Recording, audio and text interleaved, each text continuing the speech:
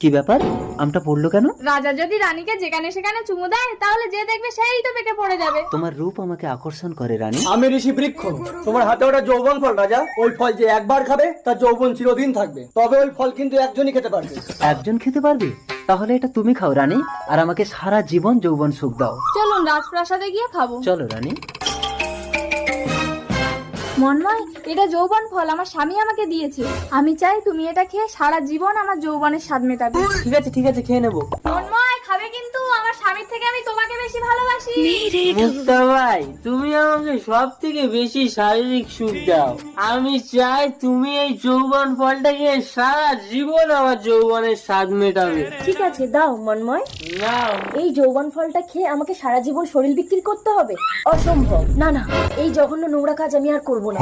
এই যৌবন ফলটা রাজামশাইকে বিক্রি করলে আমার অভাব মিটে যাবে।